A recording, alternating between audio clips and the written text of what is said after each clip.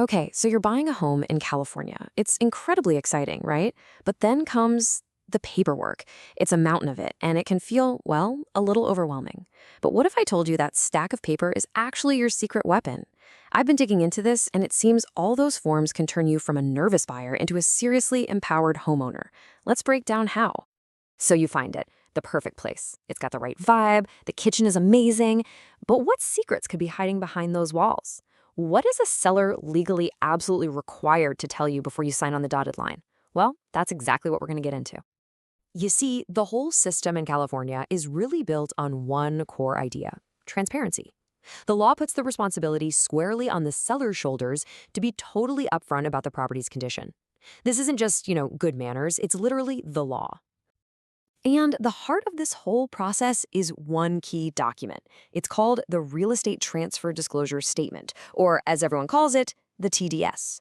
For pretty much any home from 1 to 4 units, this is the seller's official tell-all, where they have to list everything they actually know about the home's condition.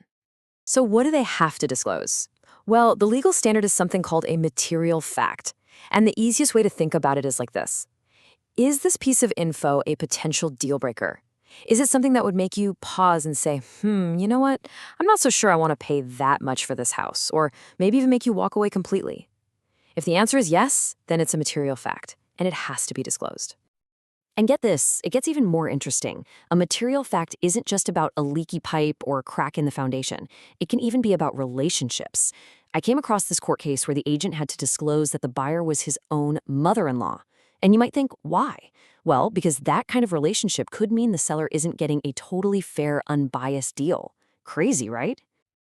All right, let's dive into the first big category of disclosures: environmental hazards. You know, the kind of stuff you can't always see, but you definitely need to know about. So, California has a pretty specific process for this. Sellers can give buyers an official state guide called the Environmental Hazards Pamphlet. And by handing you this booklet, they've basically fulfilled their duty to inform you about potential hazards, unless, and this is a big unless, they have actual personal knowledge of a specific problem on that specific property.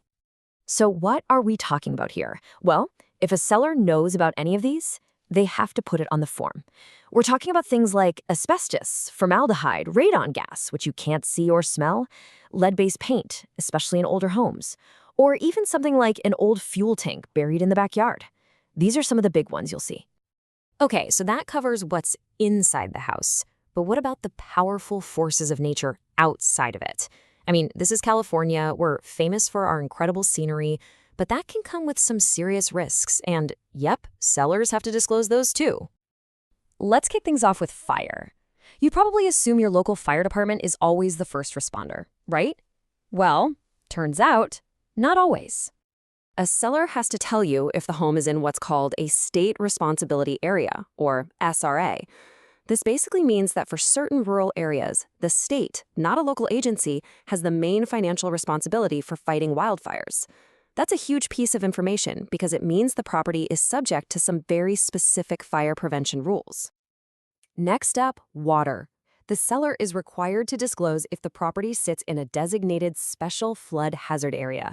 And why does this matter so much? Well, because if it is, federal law will very likely require you to get flood insurance to secure a mortgage. And that's a whole extra cost you absolutely need to budget for. And, of course, the one we all think about in California: earthquakes.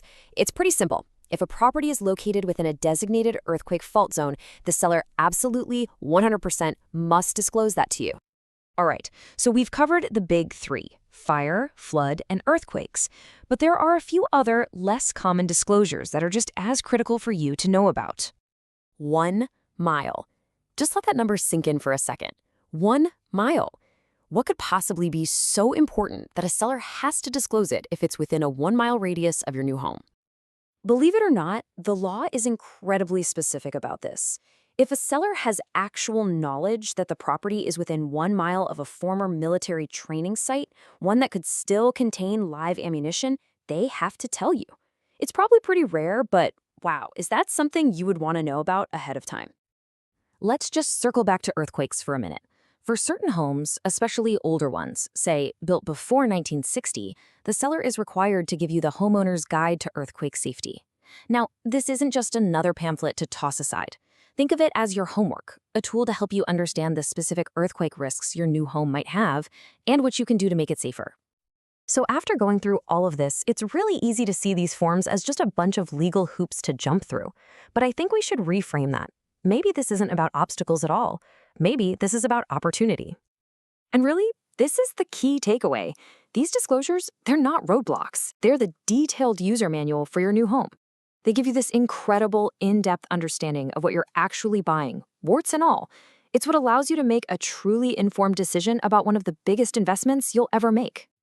So let's do a quick recap of the essential toolkit. You've got that main transfer disclosure statement, the TDS. You've got the natural hazard statement for fires, floods, and faults. And then you have those crucial guides for environmental hazards and earthquake safety. These are your tools. Because in the end, knowledge is power. The law makes sure you get the information, but what you do with that information, that's all you. You can use it to negotiate repairs, you can adjust your offer, or you can just walk into your new home with your eyes wide open, knowing exactly what you're getting into. So you've been given the user manual. The real question is, how are you going to use it?